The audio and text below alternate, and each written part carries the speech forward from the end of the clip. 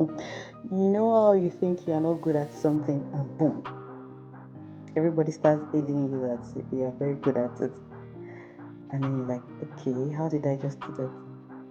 Come with me as I share an exciting story of a boat ride in Manchester.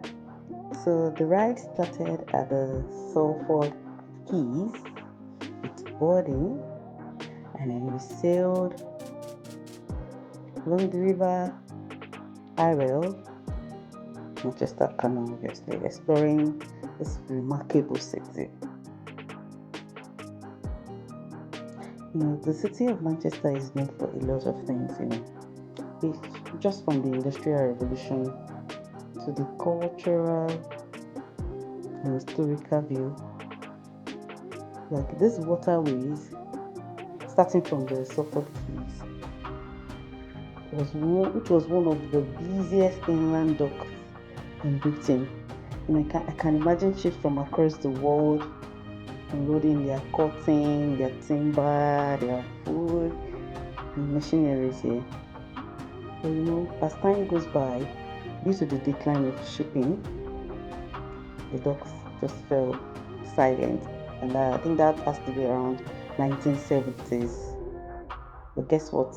Today, the place is being reborn and is vibrant for art, for media. Then you see it as the home for the major media city in UK. Talks of BBC, ITV, and a dozen of creative works. It's just massive. So here we are, onboarding, and then yes, in the ship or in the boat here. What do you expect? It was cozy. I didn't want to stay upstairs because I know that see me smiling.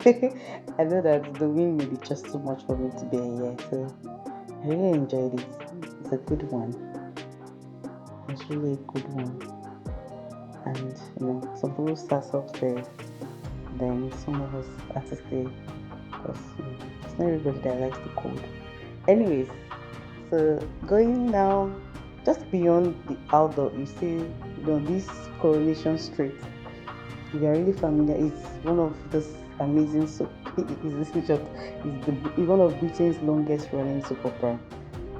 A lot of people watch it, and people identify with it very well in Manchester.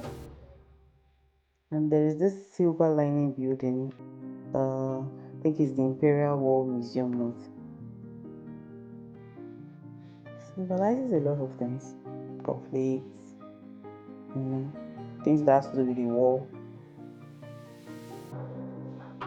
Yes, and then above the river is the Old Trafford, like the home to Manchester United Football Club.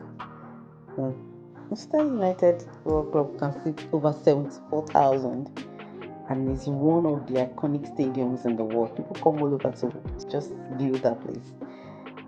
And then, whether you're a lifelong supporter or you're just a curious visitor, Old Trafford is it.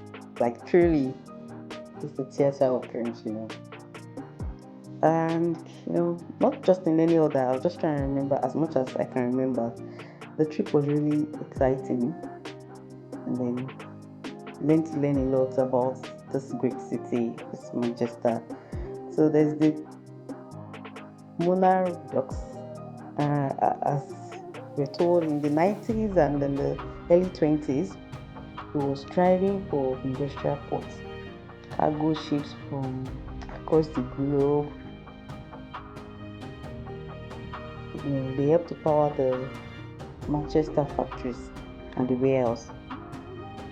But by 1980s, I guess everything just fell silent, and much of it now lies underdeveloped. So, things change, and then growth, development here and there. And then, Manchester is just perfectly changing and is moving forward. So, it's just something that is amazing to build. And then there's this judge, Stevenson's Railway Bridge. I heard it was built in 1830, and then it carried the world's first intercity passenger railway. That's actually between Manchester and then Liverpool. So a lot of things have changed. Now everybody go by bus or by train or by the tram, and then they are good to go.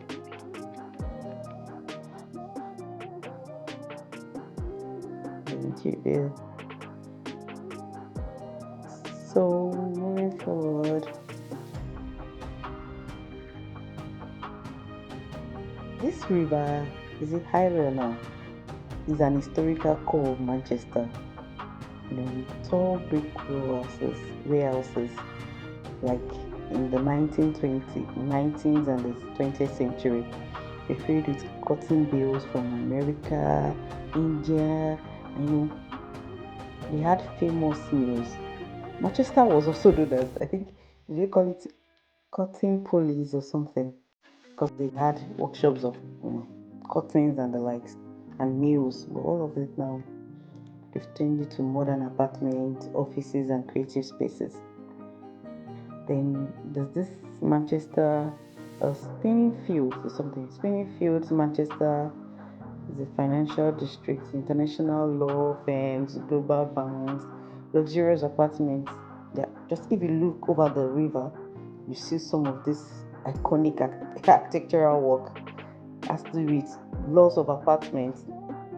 And then I just like Manchester because it's a blend of heritage with ambition. They know what they are doing. Like, I don't know, the city is so well organized and well planned, and people from all over come to just enjoy the view of this city. The boat ride was quite calm, and it's such an exciting one. So if you are looking for a place to visit during the holiday, even at evenings, you could actually have this boat ride as something to enjoy with family, with friends, colleagues at work. And they also serve things, I think, at a fee inside, so you can have like hot chocolates and the likes. It's really nice. It's a nice view. The fact that you get to unwind from work, get to see exciting places. Really, really good. I enjoyed myself. The fact that it was calm and serene, and you get to see people, and then the voiceover was really nice. It was really nice. You see those buildings, they're really nice. Like how I'm trying to wonder how the foundation of those buildings, the architectural work and the way they manage the space is really applaudable. So yes, I was really enjoying holidays with friends and family. Exciting, nonetheless. So I think to book the tickets, I think it's between £5 and £12. Then it also depends on. So I think they start. That's like how many is about 45 minutes, 60 between 45 to 60 minutes trip. So you get to just go for a trip and then you're back. Really nice. I enjoyed every bit of it. So the next time you're in Manchester, do well to check it out. Just book a boat ride for you and your friend, or that's your colleague. Enjoy!